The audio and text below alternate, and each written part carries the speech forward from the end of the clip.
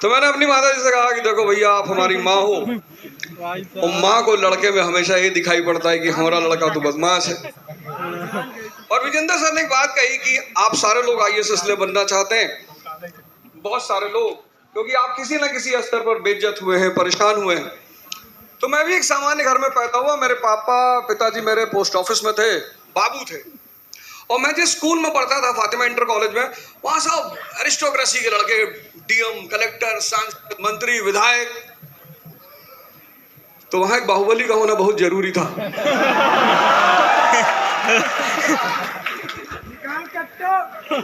अरे यार, पहले पूरा सुन दो। अब सर ने कहा कि मैं अप्रिय बात कहूंगा। टीचर है, प्रोफेसर है, दिल्ली विश्वविद्यालय में है। अगर टीचर अप्रिय बातें और प्रोफेसर अप्रिय बातें नहीं करेगा तो देश का उत्थान कभी नहीं होगा। ये कोई अप्रिय बात नहीं करते, ये कोशिश करते हैं कि आप जागें। जितने भी स्वतंत्रता आंदोलन को अगर आप पढ़ोगे ना, तो शिक्षकों ने आमतौर पर यही भूमिका निभाई है। उन्होंने जागृत करने का प्रयास किया। लेकिन मैं प्रोफेसर नहीं हूं, मैं टीचर नहीं हूं, मैं कोच हूं, इसलिए मैं सारी प्रिय बातें करूंगा। मेरा उद्देश्य जगाना नहीं, मेरा उद्देश्य जिताना है। वाह। चाहे छल से, चाहे बल से। अब सर ने कहा कि भाई आप बाराती हो, बाराती। हम रैंचो जैसे बाराती हैं।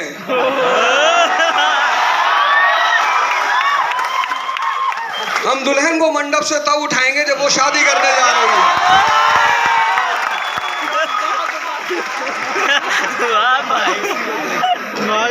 बात अभी पूरी नहीं हुई। लेकिन रैंचो की खासियत क्या है? मतलब ऐसा थोड़ी आप पे उठा लोगे।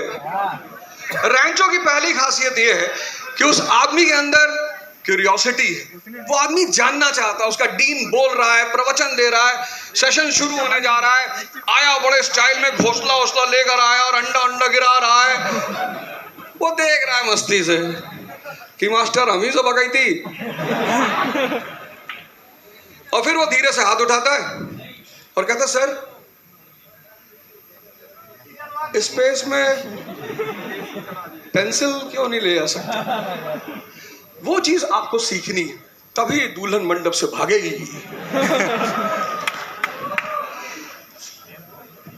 क्यूरियोसिटी इतनी बड़ी चीज है ना, ज्ञान की माँ, उसको मदर कहा गया। जैसे अब मैं एग्जांपल देता हूं, आप में से कितने सारे लोग हो जो पिछले 1-2 साल से तैयारी कर रहे हो? 2 साल से, सिर्फ 2 साल वाले, 2 साल। अच्छा, आप में से कौन है जो मेरे सवाल का एक जवाब देना चाहता है? Yes sir. 2 साल से तैयारी करो? नहीं तो तुम्हें मौका नहीं दिया। 2 साल वाला कौन है इधर? देखो, बेइज्जती से मत डरना, क्योंकि 3 लोगों की इज्जत नहीं होती। स्टूडेंट, राजा नहीं, भिखारी, सन्यासी और स्टूडेंट। अगर तुमने इज्जत बचाई तो तुम गए। इधर कौन है जो 2 साल से तैयारी कर रहा है? चलो भाई, क्या नाम है? सुन लो, ये देख लो, 2 साल से तैयारी कर रहा, 3 साल से, एक आध अटेम्प्ट दिया। कर्जन की नीति का नाम बताओ जिससे उसने प्रयास किया कि स्टूडेंट राजनीति और नेशनल मूवमेंट में ना जा पाए। सुन लो, ये लाइव दिखा के जा रहा हूं, बाद में मत कहना 3 साल से तैयारी कर रहा हूं ना। मॉडर्न इंडिया तो पढ़ी ही होगी। कर्जन की वो कौन सी नीति है जिसके द्वारा वो कोशिश कर रहा है कि भारतीय जो छात्र हैं वो राष्ट्रीय आंदोलन का हिस्सा न बन पाए? हाँ? कौन सी नीति? मैकेनिक? रस्सी रस्सी मंगाओ, इनको लटकाएं तुरंत उठा के। ये देखो, ये भिखमंगे कहीं के।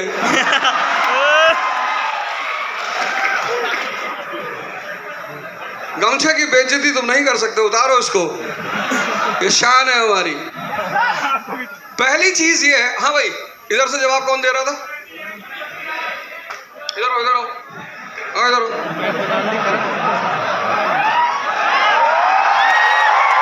इसलिए मैं आगे बैठने जाता हूँ, पब्लिक में जाता हूँ। आओ मारेंगे नहीं, आओ। अरे भाई मार। इंशाअल्लाह। बताओ यूनिवर्सिटी एक्ट के सारे प्रावधान बताओ। सर उसमें एक प्रावधान ये था कि जो स्टूडेंट है कोई भी आंदोलन नहीं करेंगे, और अगर कुछ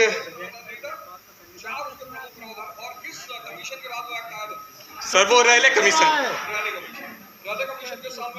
1902 में 1904 में।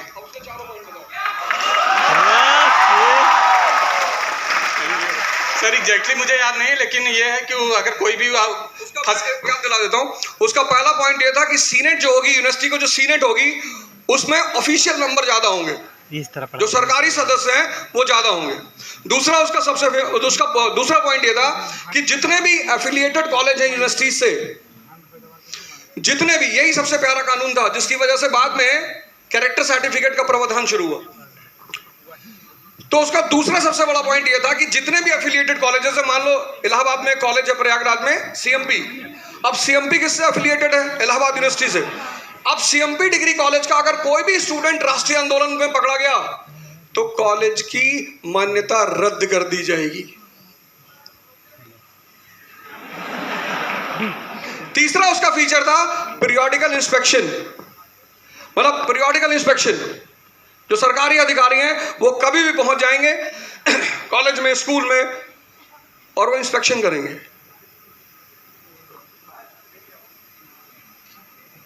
ज्यादा तो नहीं जीत पाए, हमारी तरफ से खुदा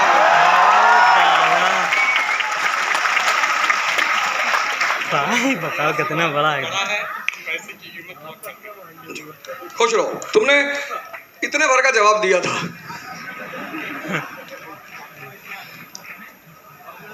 ये जो कमी है ना, तो रैंचो मॉडल ये है कि आपके अंदर क्यूरियोसिटी होनी चाहिए। रैंचो मॉडल का दूसरा पॉइंट ये है कि आपके अंदर कॉन्सेप्चुअल क्लियरिटी होनी चाहिए। अब इस आदमी को पता है कि भाई छात्रों, बहुत अच्छी बात है, कितनी प्यारी बात है, इसको पता है। कर्जन आया ही कब है? 1899, 1899 भारत का कौन सा समय है जब एक्सट्रीमिस्ट खड़े हो रहे हैं, लाल बाल पाल, राष्ट्रवादी आंदोलन मजबूत हो रहा है। अब उसको भारत की जनता को उग्र भी नहीं बनाना है लिप्टन की तरह। लिप्टन किस लिए आया था? लिप्टन आया था भारत में राष्ट्रवादी आंदोलन की धारा को दबाने के लिए, लेकिन दबाने के बजाय उसने क्या किया? उसको भड़का दिया। यही तो किया लिप्टन ने। उसके बाद रिपन आता है और रिपन उस परिस्थिति को संभालता है। लेकिन कर्जन वो आधुनिक इतिहास का एक बहुत प्यारा नायक है। इतना भी सीरियस नहीं होना है। हमारे साथ सबसे बड़ी प्रॉब्लम यही है, आज तक कभी सीरियस नहीं हुए। कॉन्सेप्चुअल क्लैरिटी, रेंचो को देखो, जब वो उससे पूछता है कि what is the definition of machine, clear है वो एकदम क्लियर है कि मशीन की डेफिनेशन क्या है। तीसरी बात उस आदमी के अंदर ये है कि कॉमन सेंस का जो लेवल है, शिक्षा जो जिस विवेक को पैदा करती है शिक्षा, वो विवेक उस व्यक्ति के अंदर है। एग्जामिनेशन दे रहे हैं सब, पेपर लिख रहे हैं, लेट हो गया है, और जब वो पेपर जमा करने जा रहे हैं तीनों, फरहान, राजू और रांचो, तो प्रोफेसर कह रहा है कि तुम लेट हो गया, तुम्हारा आंसर शीट नहीं लेगा। कहता सर आपको पता है हमारा नाम क्या है? अरे बोले तुम प्रधानमंत्री मोदी के घर का भी होगा तो भी नहीं लेगा। कहता सर आपको हमारा नाम रोल नंबर पता है? कहता नहीं पता, फिक्स कर देता। ये है रैंचो मॉडल। जिनके पास ये क्षमताएं हैं उन्हीं के लिए दुल्हन मंडप से भागेगी।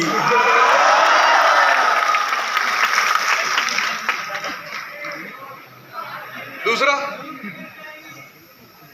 बता रहे हैं, उसमें भी आ रहा है। कितने लोगों का हिंदी साहित्य है, मतलब हिंदी सब्जेक्ट है मेंस में? अब ना बताओगे।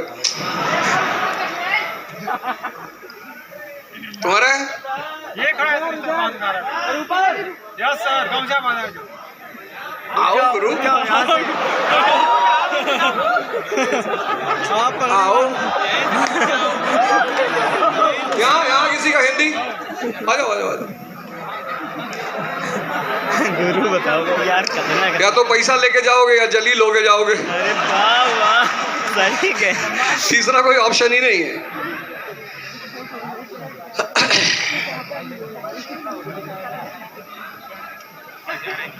पहुंचेगा वो बंदा। उससे ज्यादा में बेहोश हो जाओगे। उतना ही खाने की कोशिश करो जितना तुम हजम कर सकते हो। ज्यादा खाओगे तो हमारी संसद 50% जिन लोगों से भरी, इसी 500 के चक्कर में तो भरी है कि बाबूजी कुछ दे दो। भारत एक देश है जहां की जनता राजा है। We the people of India solemnly resolve. और उस देश की जनता जो खुद राजा है वो पूछती है राजा कैसे बने। उसकी वजह सिर्फ ये है कि अंदर से भिखमंगी है, उसको सब कुछ करना है, सब कुछ। आईएएस बनना बहुत प्यारा खेल है ये। तो मैं अपनी बात कर रहा था, मैं यहाँ आया इलाहाबाद, और सबसे बड़ी घटना रही इलाहाबाद विश्वविद्यालय में एडमिशन। कैसे हुआ आज तक किसी को नहीं पता है, पर हो गया। और जब पहली बार मार्कशीट आई, और इलाहाबाद विश्वविद्यालय में मेरी इतिहास में पहली बार, मतलब हिस्ट्री सब्जेक्ट में नहीं, मतलब मैं रैंक वैंक में तो ज्यादा भरोसा नहीं करता, और खासकर मैं पढ़ाई में ही नहीं करता। लेकिन यहाँ आके मुझे पता चला कि पढ़ाई कितनी बड़ी ताकत है। यहाँ आके मुझे पता चला कि वो जो डॉक्टर अंबेडकर के हाथ में किताब है, वो इस बात की सूचना है कि जिसको भी अपने जीवन को बदलना है उसे किताब को गले लगाना पड़ेगा।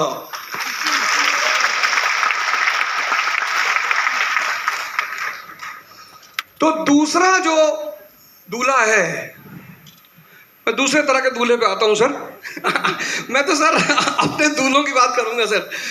हम तो कोच हैं सर, अर्जुन को जिताएंगे चाहे झूठ बोल के जिताएं कि अश्वत्थामा मारा गया पर नर नहीं कुंजर।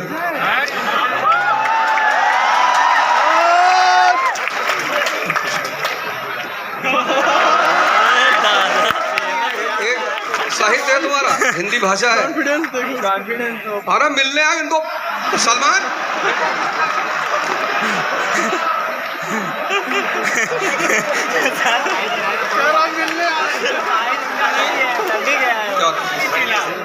करते क्या घबरा का रहो, आज लाए नहीं है।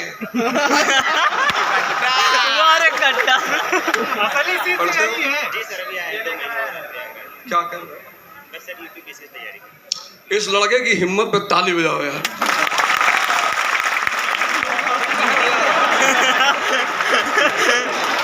क्या नाम है तुम्हारा, क्या नाम है? मोहम्मद गौतम। क्या कर रहे हो? किस चीज की? कहाँ पर आए हो? लोग सामने कि जनता सामने? और विजेंद्र सर की भाषा में कहें तो लड़के सामने। तुम्हारा 12th किस स्ट्रीम से था? नहीं मीडियम तो हिंदी था। साइंस से थे, ह्यूमैनिटीज थे, कॉमर्स से थे, किससे थे? मैथ साइंस से थे। कंपाउंड क्या होता है?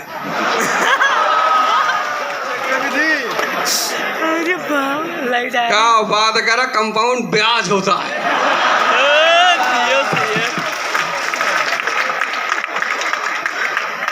नहीं केमिस्ट्री में कंपाउंड का। हेलो अरे ठीक है। केमिस्ट्री रसायन विज्ञान में कंपाउंड क्या होता है? इसको उठाओ सर ये बंद होता है।